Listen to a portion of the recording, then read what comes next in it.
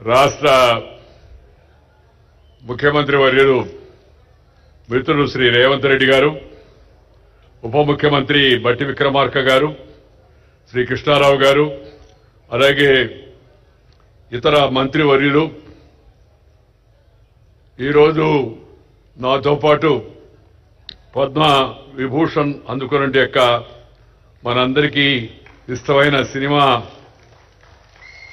కథానాయకుడు అయిన యొక్క చిరంజీవి గారు, అలాగే తెలంగాణ నుంచి పద్మ అవార్డులు వచ్చినట్టు మిత్రుల కాస్త ప్రశాంతంగా సమయం కూడా తక్కువ ఉంది. పద్మ అవార్డులు వచ్చినట్టు యొక్క పెద్దలు వివిధ రంగాల్లో వాళ్ళ ప్రతిభను గుర్తించి ఈరోజు పద్మ అవార్డు వాళ్ళకు వచ్చింది. నేను ముఖ్యంగా అవార్డులు సన్మానాలు అవి పెద్దగా జీవితంలో తీసుకోను కూడా. కానీ ప్రధానమంత్రి గారు ఈ పద్మ అవార్డు ఈ స్థాయిలో మీకు ఇస్తున్నామని చెప్పిన తర్వాత నేను ఆయన మీద గౌరవంతో కాదనలేకపోయాను.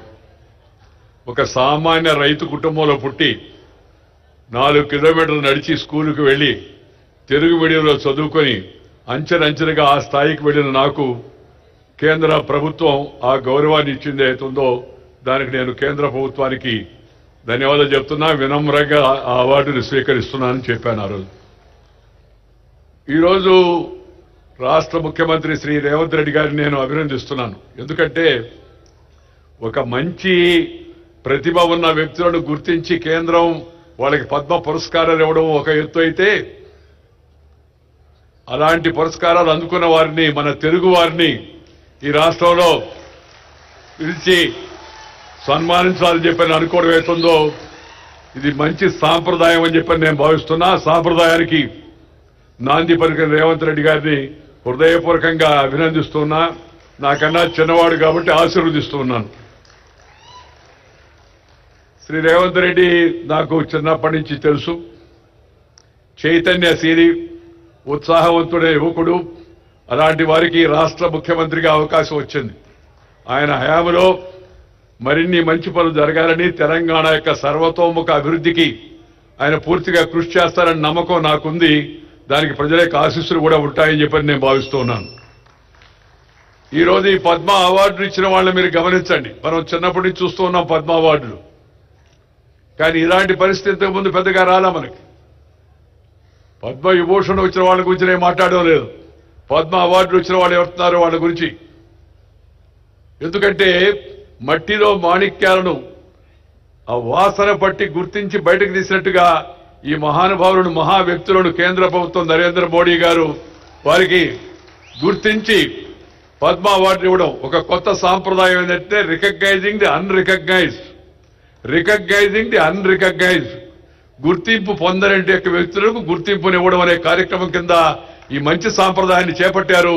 వారికి కూడా నేను శుభాకాంక్షలు అందజేస్తూ ఉన్నాను. నా తోటి మిత్రుడు, ప్రేమపాత్రుడు శ్రీ చిరంజీవి గారికి పద్మ విభూషణ్ లభించినందుకు నా సరసన నాకు ఎంతో సంతోషంగా ఉంది. ఎందుకంటే నేను ఎప్పుడు ఆయన నటనా సామర్థ్యాన్ని గురించి, ప్రతిభను గురించి చెప్తూ ఉంటాను. గతంలో కూడా చెప్పాను. మీ సౌకర్యార్థం మళ్ళా కూడా చెప్తూ ఉన్నాను. తెలుగు కళామ తల్లికి 2 కళ్ళు స్వర్గీయ నందమూరి తారక రామారావు గారు, అలాగే అక్కినేని నాగేశ్వరరావు గారు.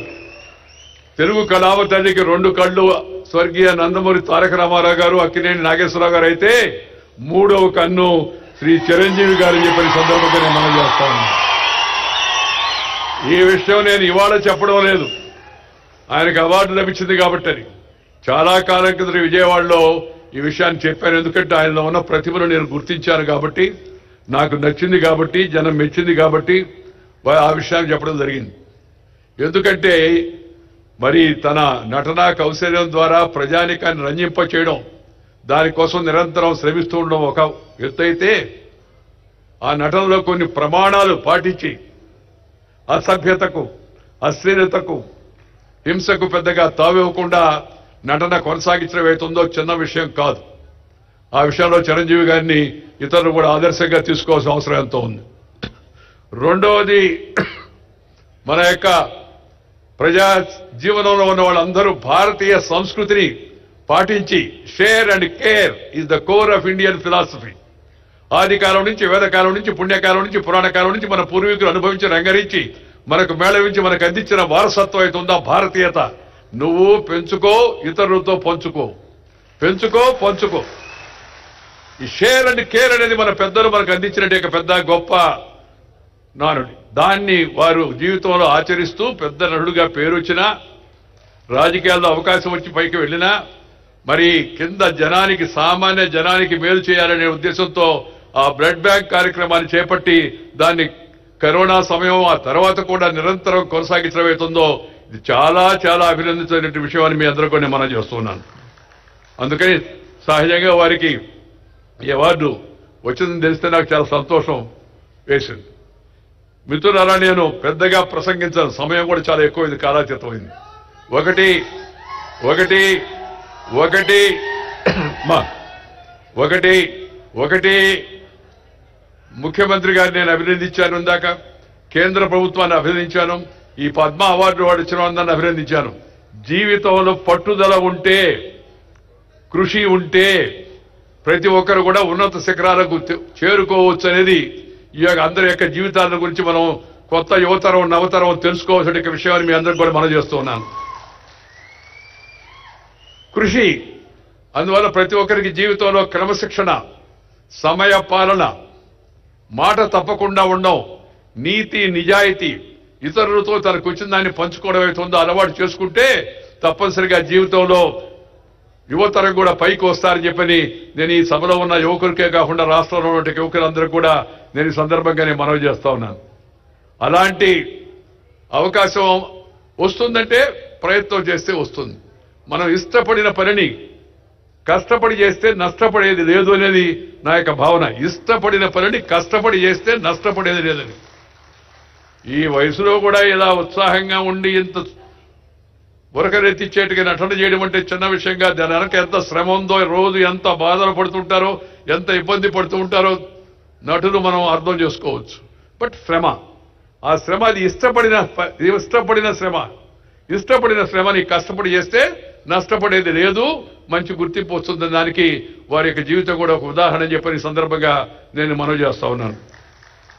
ప్రజా జీవనంలో ఉన్న వ్యక్తులు కొన్ని విలువలు పాటించాలా. ఇందాక వారు చెప్పారు కదా, సాంప్రదాయాలు పాటించాలా. నేను ఈ వేదిక సందర్భంగా అందరికీ కూడా కోరేది ఏంటంటే, జీవితంలో మనకందరికీ అవకాశం రాదు, వచ్చిన అవకాశాన్ని మంచిగా ఉపయోగించి కొన్ని ప్రమాణాలు నెలకొల్పండి, కొన్ని విలువలు కాపాడండి. ఈ మధ్య కాలంలో అసెంబ్లీలలో, పార్లమెంట్లో వివిధ స్థాయిల్లో జరుగుతుంటే గలాటాలు ప్రజల్లో చాలా ఆందోళన కలిగిస్తున్నాయి. One way it is demoralising the people. Keeping that in mind, one must correct himself and herself. ప్రతి ఒక్కరు కూడా తమ జీవితాన్ని సరిదిద్దుకునే ప్రయత్నం చేయాల్సిన అవసరం ఎంత ఉంది. అవసరమైన వాళ్ళందరూ ప్రజా ప్రతినిధులు అంటే ఆ ఎంపీలు. నేను చైర్మన్ గా ఉన్నాను రాజ్యసభకి 5 ఏళ్ల పాటు. అంతకుముందు మంత్రిగా ఉన్నాను పార్లమెంటరీ అఫైర్స్, అలాగే ఇతర మంత్రిత్వ శాఖల్లో ఉన్నాను, చూశాను. ప్రతిపక్షంలో ఉన్నాను, అధికార పక్షంలోకి ఉన్నాను. మనము మన ప్రవర్తన జనమంతా చూస్తూ ఉంటారు, అభినందిస్తూ ఉంటారు. నాకు పాత రోజులు బాగా గుర్తు. నేను యువకుడిగా అసెంబ్లీకి వచ్చినప్పుడు నేను జైపాల్ రెడ్డి గారు మాట్లాడుతూ ఉంటే రాష్ట్రంలో ప్రతి ఒక్కరు కూడా సాయంత్రం 6:15 రేడియో పెట్టుకునేవాడు. అప్పుడు టీవీలు లేవు. విందాము ఏం చెప్పారు వీళ్ళని. నువ్వు కష్టపడితే, మంచిగా జనం కోసం పనిచేస్తే, నీ మంచి ప్రవర్తన బాగుంటే జనం దాన్ని ఆదరిస్తారు. అందుకు నేను సొంతంగా అనుభవం చెప్పాను. ఆ రాజకీయాన్ని ఇప్పుడు నేను ఇక్కడ చెప్పదలుచుకోలేదు. కానీ ఒక విషయం గమనించాలి. ఇప్పుడు ఇవాళ రాజకీయాల్లో ప్రమాణాలు తగ్గిపోతున్నాయి, జనానికి ఆందోళనగా ఉంది. శాసనసభలో, పార్లమెంట్లో ప్రమాణాలు తగ్గిపోతున్నాయి, ప్రజల యొక్క ప్రజా జీవనంలో ప్రమాణాలు తగ్గిపోతున్నాయి. అధికారుల స్థాయిలో, అనధికారుల స్థాయిలో ఈ ప్రమాణాలను మళ్ళా తిరిగి సరిదిద్దాల్సిన కర్తవ్యం మన అందరి పైన ఉందని చెప్పని ఈ శుభ సందర్భంగా నేను అందరికీ కూడా మనవి చేస్తా ఉన్నాను. ఆ మధ్య కొందరు అడిగారు ఒక మీటింగ్లో నన్ను, సోదరిమణులు, సార్ మరే భయంకరంగా ఉంది సార్ పరిస్థితి, ఏముందమ్మా అంటే, అది వినాలంటేనే మీరు టీవీ పెడితే, రేడియో పెడితే చూద్దామంటే అది పెడితే ఆ మాటలు బూతులు మాట్లాడుతూ ఉన్నారు సార్ ఎమ్మెల్యేలు అని చెప్పారు. నేను చెప్పానమ్మా దానికి సమాధానం మీ చేతిలో ఉందని. మా చేతిలో ఎట్టుంటుంది సార్, వాళ్ళు జోలికిపోతే మమ్మల్ని ఏమైనా చేయరా అన్నారు. ఏం లేదమ్మా, మీ చేతిలోనే ఉంది. ఈ బూతులు మాట్లాడే వాళ్ళకి పోనీ బూతులోనే సమాధానం చెప్పండి అని చెప్పాను. వాళ్ళకి ముందు అర్థం కాల, ఏంద్రా బూతులు మాట్లాడేవాడికి బూతులో సమాధానం చెప్పండి అడిగినాని. పోలింగ్ బూత్లో లోపలికి వెళ్ళి గుడ్డ ముసుగేసి ఉంటుంది, లోపల బటన్ నొక్కితే ఫినిష్ అయిపోద్ది కార్యక్రమం. ప్రజాస్వామ్యంలో ప్రజలు రుజువర్తన లేని వారిని, నీతి నిజాయితీ లేని వారిని, ఇతర విషయాలపై ఆధారపడి జనాన్ని రెచ్చగొట్టి గెలిచే వాళ్ళని తగిన గుణపాఠం వాళ్ళకి చెప్పాల్సిన అవసరం ఉంది. సమయం ఆసన్నమైంది. ప్రజలు మంచిగా ఉండేటికి వ్యక్తులను కానీ ఎన్నుకుంటే ప్రజలకు కూడా మంచి జరుగుతుంది. కులం పేరుతో, మతం పేరుతో, వర్గం పేరుతో, వర్ణం పేరుతో, జిల్లా పేరుతో, భాష పేరుతో జనాన్ని చీల్చే ప్రయత్నాలు చేయకూడదు. అందుకని నేను ఎప్పుడు ఒక మాట చెప్తుంటాను, ఆ మాట చెప్పి ముగిస్తాను. Character, calibre, capacity and conduct ఉన్న వ్యక్తులను ఎన్నుకోవాలా. 4 Cలు character, calibre, capacity and conduct ఉన్న వ్యక్తులను ఎన్నుకోవాలా. రాజకీయంలోనే కాదు, ఏ రంగంలోనైనా సరే అలాంటి వాళ్ళని ప్రోత్సహించాలా. కానీ కొంతమంది నాయకులు కొత్తగా కనిపెట్టారు 4 Cలు. ఆ సీలు కష్టం కదా, అందుకని దాని ప్లేస్ లో కొత్త సీలు కనిపెట్టారు. ఏందయ్యా కొత్త సీల్ అంటే? Caste, community, cash, criminality. ఆ సీలు బదులు ఈ సీలు. కానీ నేను వాళ్ళకి కూడా చెప్పదలుచుకున్నది, తాత్కాలికంగా ఒకసారి ఉపయోగపడవచ్చేమో, కానీ ఎల్లకాలం అది మనం రక్షించదు. కాబట్టి అందరూ కూడా ఆ లక్షణాలను వాటిని దూరంగా పెట్టి మంచి ధనంతో మంచిగా ప్రజలకు మేలు చేసే ప్రయత్నం ప్రజాప్రతినిధులు చేయాలని సందర్భంగా మనం చేస్తూ, ప్రతిభ ఉంటే పురస్కారం లభిస్తుంది దానంతట అదే, దాని గురించి ఆలోచించాల్సిన అవసరం లేదని చెప్పని మరొకసారి చెప్తూ తెలంగాణ ప్రభుత్వానికి నేను అభినందనలు తెలియజేస్తూ, మరి నాకు రేవంత్ రెడ్డి గారు చెప్పారు, చెప్తే నేను చెప్పానయ్యా మామూలుగా నేను సన్మానాలు పెద్దగా అంగీకరిస్తాను, దట్టు ఈ అవార్డు వచ్చిన సందర్భంగా అంటే, లేదు సార్ ప్రభుత్వం తరఫున మా తెలుగువాడిగా మీకు ఈ అవార్డు వచ్చినందుకు మేము ప్రభుత్వం తరఫున సన్మానిస్తామని చెప్పారు. అందుకే నేను వెంటనే అంగీకరించాను. ఇవాళ ఈ కార్యక్రమంలో పాల్గొన్నాను. మీ అందరి యొక్క అభిమానానికి హృదయపూర్వకమైన ధన్యవాదాలు తెలియజేస్తూ మీ దగ్గర సెలవు తీసుకుని నమస్కారం. జై హింద్.